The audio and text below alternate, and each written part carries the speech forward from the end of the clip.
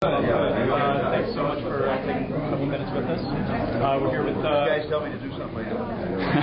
We're here with former Governor Mike Dukakis, as you can see. Your hobby horse is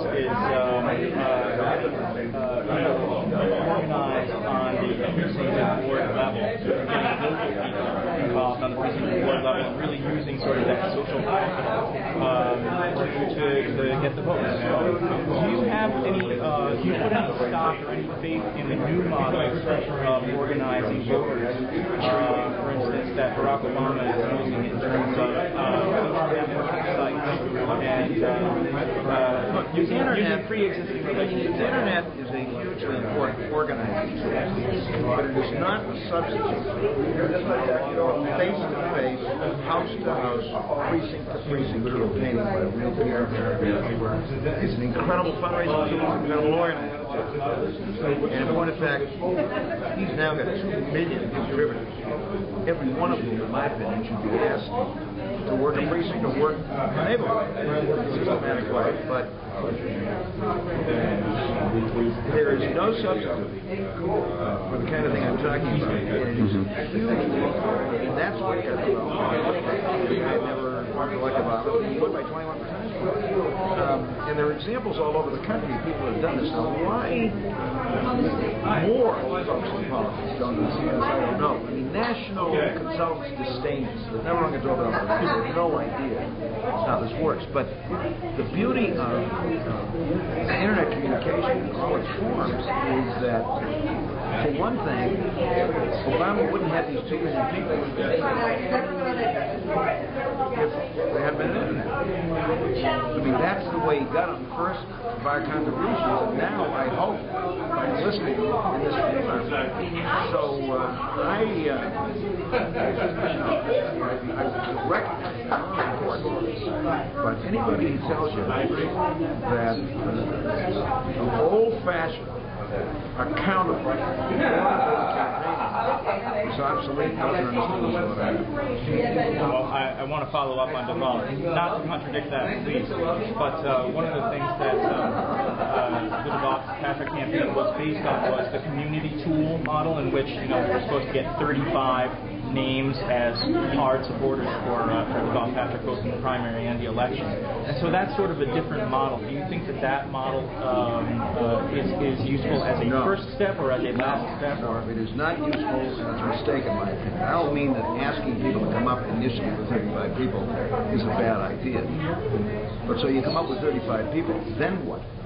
Look, the folks we're after this election, throughout Pennsylvania, Ohio, Kentucky, West Virginia, many of them use the computer rooms.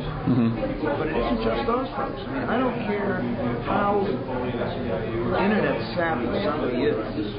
And this is not about talking to your friends. This is about assigning responsibility for a precinct, for a neighborhood, and expecting accountability every Sunday night via the internet. You report back. How many ones, how many twos, how many threes, how many fours? How many folks do you have as hard commitments? How many folks are leaning your way? How many folks are leaning the other way? How many folks are the other guy? And it's knowing by election day how many ones and twos you got and getting them to the polls. You can't do that with 35 Then people who, in many cases, aren't your friends, but become your friends because you begin visiting them on an ongoing basis. And it's just very important that people understand that. It's not chat rooms. It's not meetups. Right. This is going out there to folks who aren't part of the bill, but have been voting, and persuading them that our candidates are people who to completely switch gears here, I have also had the experience of taking a cross-country Amtrak train and having it come really ridiculously late. What would it take for us to have an Amtrak, a national rail system of that you would consider to be adequate? 1 week kind of investment? 1 week in Iraq.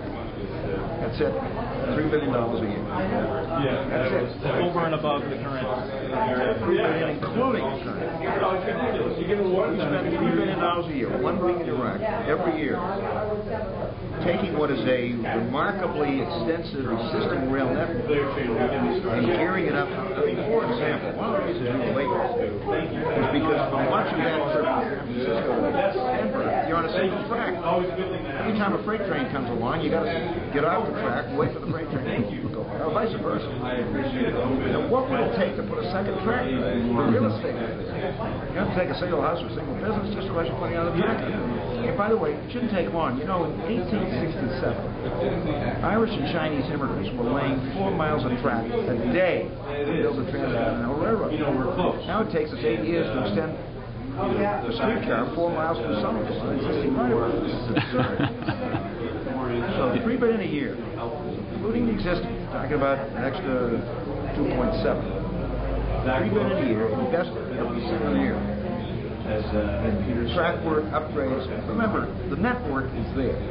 It's a question of upgrading those tracks, putting in modern signalization, and buying first-rate equipment. Go to some of these European countries. Now, some of them have 200-mile-an-hour trains, which is terrific. Many of them, the Eurostar, for example, runs 120, 125 on existing track. I'll take 125 miles an hour anywhere in this country between cities. And by the way, there's a region of the country that doesn't want this. This is one of those issues where people are way ahead of it. Is there an issue, in addition to additional investment, with respect to companies like CSX having so much ownership of so much of the existing track work, or do you think that can be... Look, if the government wants to, it can take property for public purposes. Do you see that as part of the strategy? I would argue, and I've talked to the freight people, I would argue that separating freight and passenger trains over the same right-of-way would be a plus for the freights. They're no happier having to put up with Amtrak's passenger trains than Amtrak is having to put up with their freight trains. So separate the two. Run a couple of tracks on the same right-of-way. One exclusively for passenger, one exclusively for freight. Why is that so difficult? And they would welcome it, believe me, because it could include upgrades of their rights of way as well, and there's no reason on the some way they should do it. Look, this is a no-brainer. And I want to see our candidates out there. I mean, I loved Saturday when Amtrak was mentioned at least 6 times. Right. When Barack announced the selection of Biden. Biden's a it every day. It has but you go out into the Midwest, into the Southeast, into Florida, far west. By the way, the Pacific Surf Line, which is the Amtrak train, Santa Barbara, LA, and San Diego, even though it ought to be running twice as fast, twice as frequently, has now passed the Acela in ridership. And the Acela is the city of New York. Think about it. In California, the capital of car lovers all over the world. I mean, there's just a huge opportunity here. And my feeling is that if you want to stimulate the economy, don't pass around these $600 checks and invest in job-creating infrastructure, especially public transportation and national rail, and we'll have something to show for it.